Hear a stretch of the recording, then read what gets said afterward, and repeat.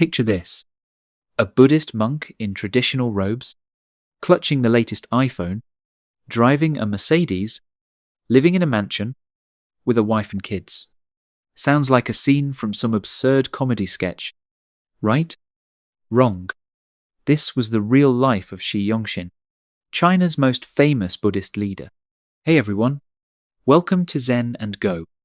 Today we're telling a story about betrayal.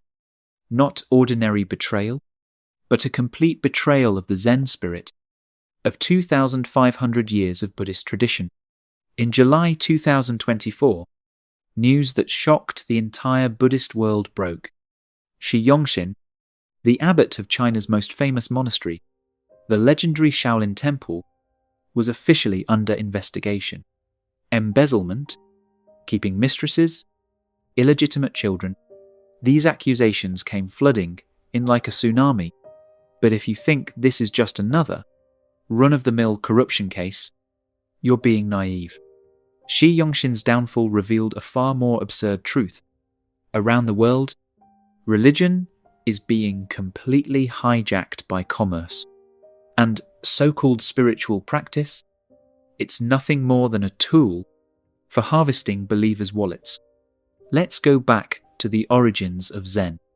1,500 years ago, Bodhidharma travelled from India to China, bringing the wisdom of Zen Buddhism, a practice that points directly to the human heart. He spent 9 years meditating while facing a wall at Shaolin Temple. What was he pursuing? Inner awakening, transcendence of material desires, the pure pursuit of truth. The Zen masters of that era owned nothing and had no worldly attachments. They would eat from 1,000 different homes, wandering alone across thousands of miles. This was the spirit of Zen. Fast forward to the 21st century. Shaolin Temple is no longer a sacred place for spiritual practice. It's become the headquarters of a commercial empire. Shi Yongxin was nicknamed the CEO monk, and that title itself is loaded with irony. Under his management, Shaolin Temple became one of China's most profitable religious brands. Shaolin Kung Fu, Shaolin culture, Shaolin trademarks. Everything could be monetized. How massive was this empire? Shaolin Temple's annual tourism revenue exceeded hundreds of millions of yuan. They opened branch temples overseas, sold Shaolin culture, and even launched Shaolin vegetarian fast food chains. This wasn't a monastery. It was clearly a multinational corporation. And Shi Yongxin himself, living in luxury homes, driving expensive cars, staying at 5-star hotels. His lifestyle was indistinguishable from a Wall Street CEO. What's even more absurd is that all of this was done in the name of Buddhist teachings. But are Shi Yongxin's problems really just about embezzlement and misconduct? Let me tell you a deeper truth. In February 2024, Shi Yongxin did something that seemed routine. He led a delegation of monks to the Vatican and met with Pope Francis. This meeting was portrayed by the media as a historic handshake between Buddhism and Christianity. But Shi Yongxin made a fatal mistake. He didn't get permission from the Chinese government. In China's political system, any activity involving foreign relations must be officially approved. Contact with the Vatican is an especially sensitive topic. Shi Yongxin's unauthorized meeting was seen as a serious political transgression. In China's system, this was more serious than any economic problem. So when Shi Yongxin returned from the Vatican, his fate was already sealed. The dirt that had existed for 10 years, the scandals that were already well known, suddenly became evidence for conviction. This is the logic of power games. It's not about whether you have problems, it's about whether they need to investigate your problems. Shi Yongxin's tragedy is actually a microcosm of a much larger tragedy. Around the world, Religion is experiencing an unprecedented wave of commercialization. I call this phenomenon the faith tax. What's the faith tax? It's the various fees collected from believers in the name of religion. You know Joel Osteen, one of America's wealthiest pastors. His net worth exceeds $100 million.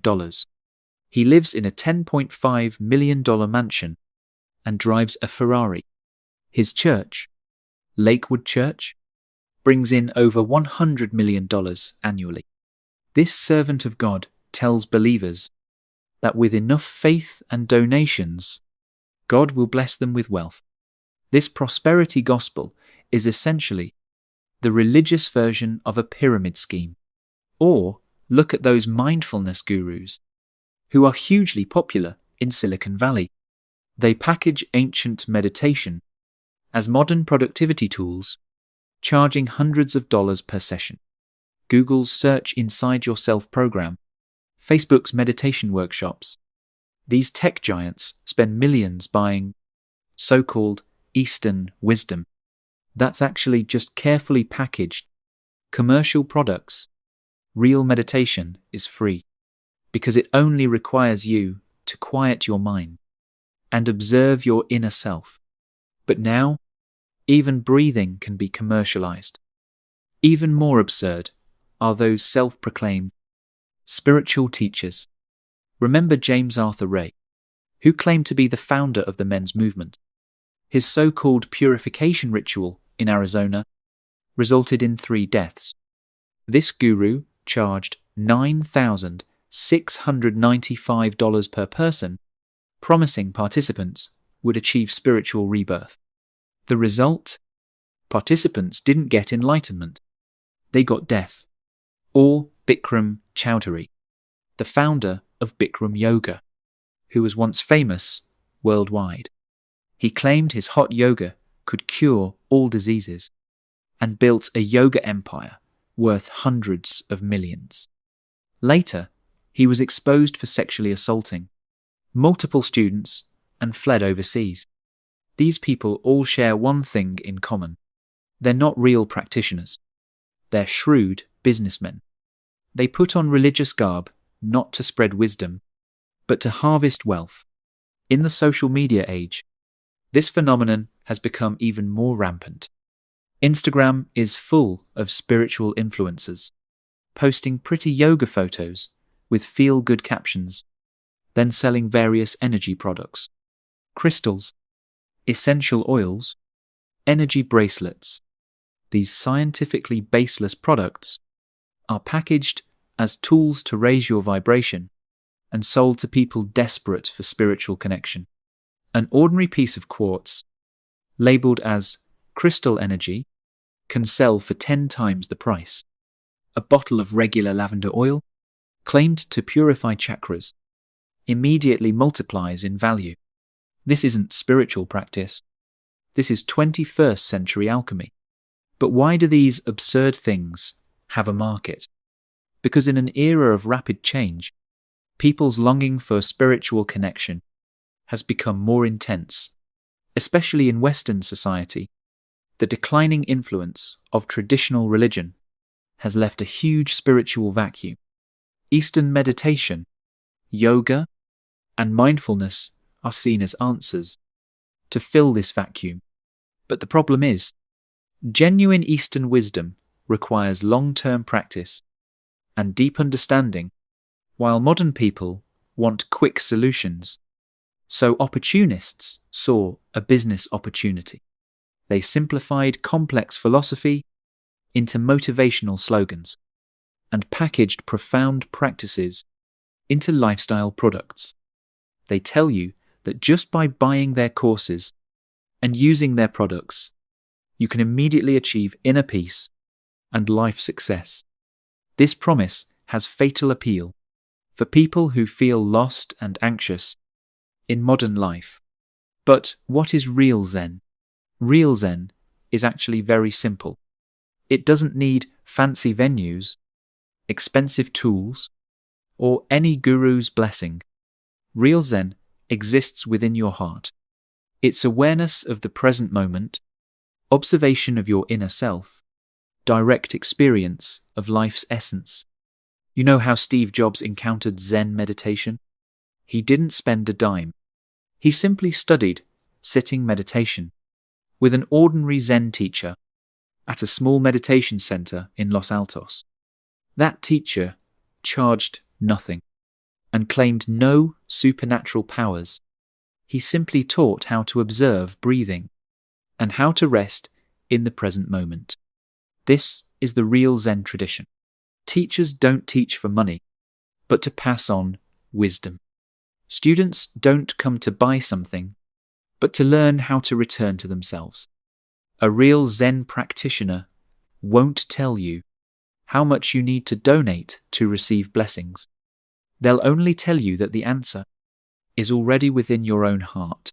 A real Zen practitioner won't sell you some mysterious technique. They'll only remind you to let go of attachments and return to the present moment. A real Zen practitioner won't claim to have special supernatural powers. They'll only say that we're all practitioners on the path. The story of people like Shi Yongxin is actually a mirror. It reflects the spiritual crisis of our times. In this age of extreme material abundance, we've lost inner richness. In this age of extreme information development, we've lost the light of wisdom. We long for someone to tell us the meaning of life, so we project this longing onto various gurus. We're afraid to face inner emptiness, so we try to fill this emptiness with various forms of consumption. But true awakening cannot be purchased. True wisdom cannot be taught. True peace cannot be blessed upon you. These can only be attained through your own practice, your own awareness, your own implementation. The Buddha said, "I show you the path to liberation, but know that liberation depends on yourself." Meaning, I can only tell you the method of liberation, but true liberation depends on you. This is the spirit of Zen. Don't depend on external authority. Don't pursue external, supernatural powers. Simply return to yourself. Return to the present moment. Return to your heart's original nature. Perhaps Shi Yongxin's downfall is a wake-up call. It reminds us that real practice isn't found in fancy temples, but in ordinary life. Real Buddhist teachings aren't in expensive courses, but in inner awareness. When we're no longer deceived by external glamour, no longer blinded by false authority, maybe then we can truly walk the path of practice. This path is simple, but not easy, because it requires us to let go of all attachments and face our true selves. But this is also the only path, because on this path, we can find true freedom, true wisdom, true peace. Alright, that's all for today's sharing. If this content inspired you, please give me a thumbs up and subscribe to our channel. Tell me in the comments, what's your take on the commercialization of the modern spiritual industry? What do you think real spiritual practice should look like? See you next time.